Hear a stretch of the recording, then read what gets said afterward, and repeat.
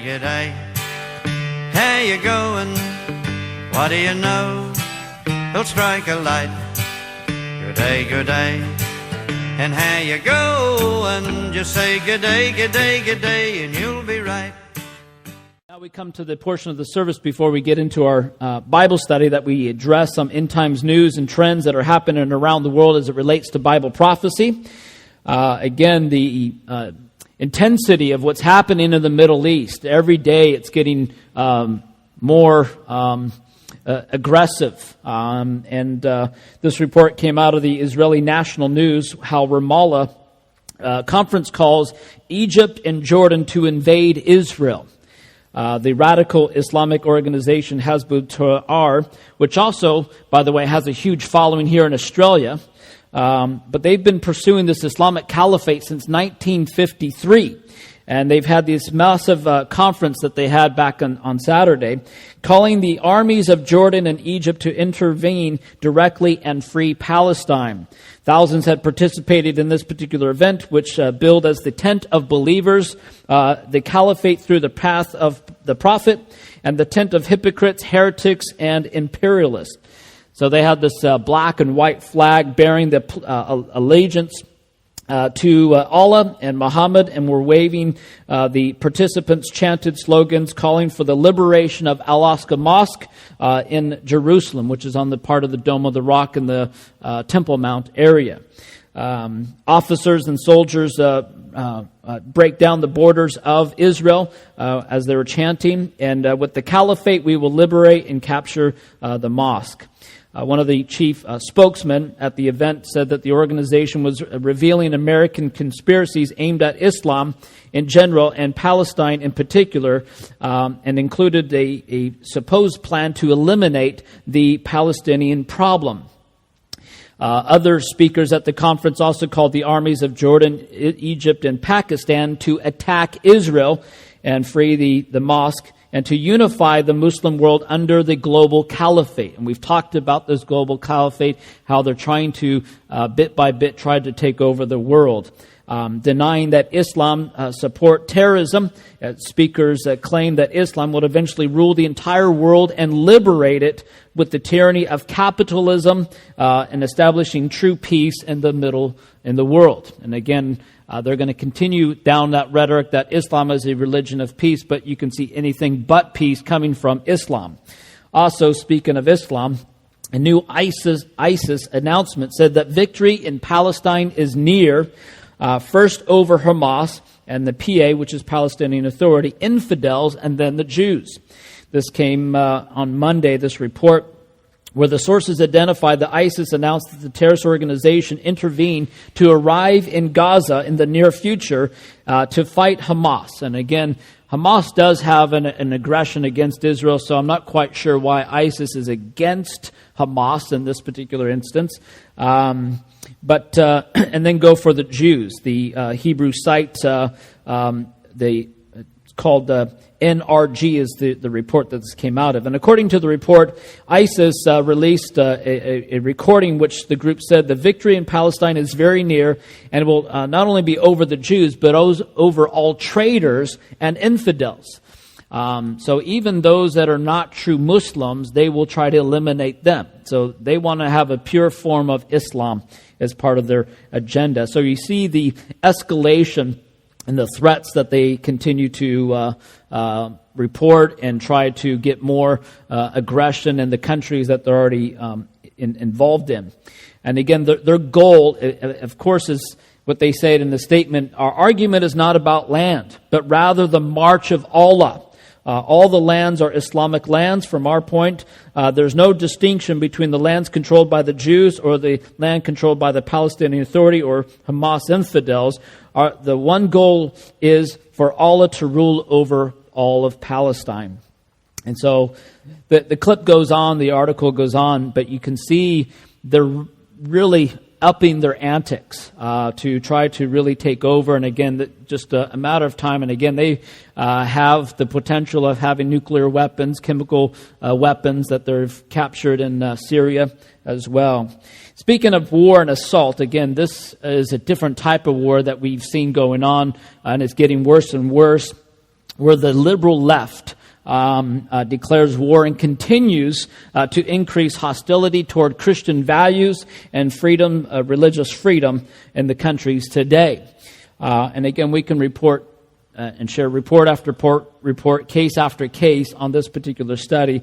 But you can also see not just their attack on Christian values and our freedoms, but how they're trying to infiltrate society and how they use media, for example, to do that. They use movies and TV shows to kind of brainwash people. There's an organization, I'm sure you've heard of it, it's called GLAAD, which is a Gay and Lesbian Alliance Against Defamation. Very powerful organization, which is all part of the LGBT community as well. But they call out Disney for its lack of featured homosexual characters in films. So they're wanting to see more of this agenda pushed. And this report came out of the Washington Blade on Thursday, how they released that fourth annual Studio Responsibility Index report, including Disney, Paramount, Warner Brothers, including they're failing to include the LGBT characters.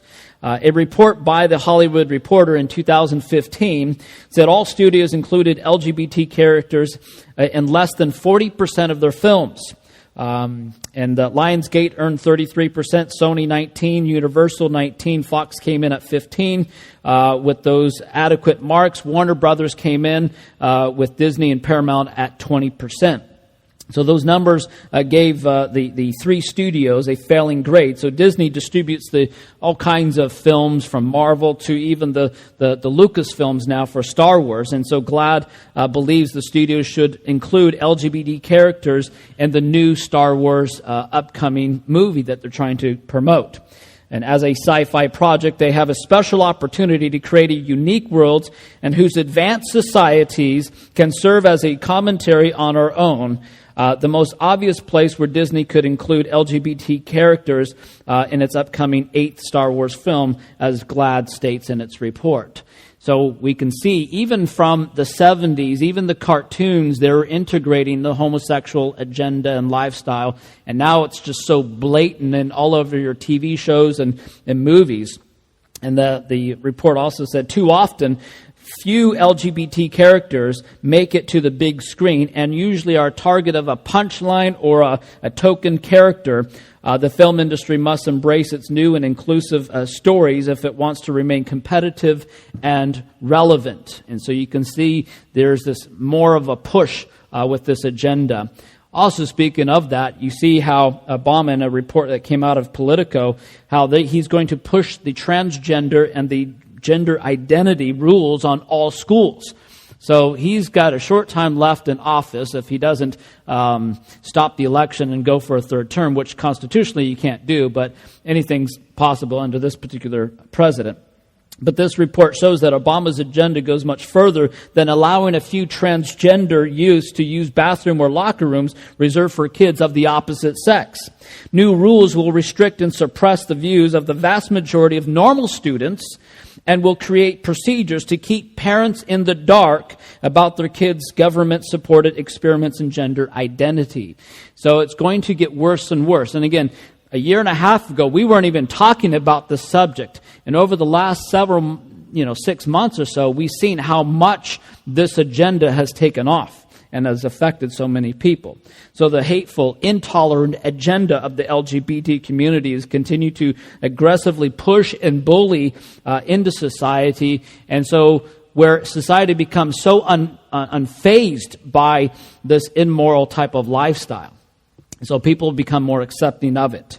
And speaking of an aggressive agenda, the Planned Parenthood, which is the abortion mill organization in the States, and the COO was interviewed, and this report came out of the Texas Observer and also the Daily Wire. Whenever I do these type of links, I always double check the facts to make sure it's not just one particular website that's carrying it. It's multiple stuff, so I can double check everything. So this quite a few different websites had the same type of report. But she said that my proudest moment is forcing Christians to pay for abortion drugs. So again, she tries to get any chance she can to do an interview with journalists who flatter her abortion work. In her latest interview, she revealed her proudest moment on the job was forcing Christians to pay for contraceptives, including methods that many would say would cause early abortions. Richards, which is the lady, her last name, Cecile Richards, and Planned Parenthood don't just want Americans to pay for birth control, they want to force taxpayers to pay for abortions too. And so when Planned Parenthood endorsed Hillary Clinton, which is not a surprise, and most of the Democratic Party would support it because abortion is part of the platform of the Democratic Party. Kind of like a Labor Party here, you would be supporting that same agenda. But Clinton promised the abortion group that she would overturn the Hyde Amendment and force taxpayers funding abortion. Again, Planned Parenthood is not short of any or hurting for any money. She makes a whopping close to $600,000 a year in her particular salary. But it's a leading business there in the U.S. Over 300,000 babies are aborted each year. So more than any other group in the U.S., and they get about $500 million in taxpayer funded. And this was a big item that was on a couple months ago, and the Congress and the President continue to push this fundage. And so Richards is fighting hard to keep it that way, to make sure your taxpayer dollars in America is going to that. Just like in the social system here and the Medicare, a lot of abortions are taken care of under that as well. This last report, it kind of just, you ask the question, are you serious? Is this man really serious to bring this up in a court? There's a man in Israel, this came out of the Israeli Times on Wednesday, where a man is seeks a restraining order against God. Really? So he put this petition in the Haifa magistrates' courts there. It's a real story that's going on, and this isn't the first of the kind. There's quite a few other people that are so upset and angry at God, they want to sue God, they want to put a restraining order against God, like this guy. And claiming the Almighty has been particularly unkind to him. The initiator of the request, a resident of the northern port of the city, represents himself in court, the Walla News report cited on Wednesday. A protocol of hearing noted that God did not turn up for the session, though it didn't specify of how the court deemed the omnipresent was not there in fact, as opposed to merely exercising the right to remain silent. The petitioner, who was not named in the report, noted that he tried to obtain a restraining order from the police for the past 3 years, but the police merely sent a patrol car to his home on about 10 different occasions. He argued for the 3-year period that God had been exhibiting a serious negative attitude toward him. And although the details of this was not totally mentioned in the report, the presiding judge denied the request, in which he said it's ludicrous, asserting this applicant needed help not from the court but from other sources. So the report didn't include a response or the outcome of any of the multitude available of the spokesman on behalf of the Lord. So obviously his conscience is getting to him. Obviously he needs Jesus Christ, and that's the answer for him to fully surrender to him. But men like him need prayers and deliverance. And just like those in bondage of any type of sin, from the LGBT community, atheism, evolutionism, every sinner needs a Savior, and through Jesus Christ. And so we need to pray that their eyes of their understanding would be opened and open to the truth of the gospel. And we're going to hear more of these sort of interesting reports come up from time to time. But this is something we can do on a daily basis, and we must and should be praying for lost people around us for them to come to Christ. Amen? And that concludes today's update.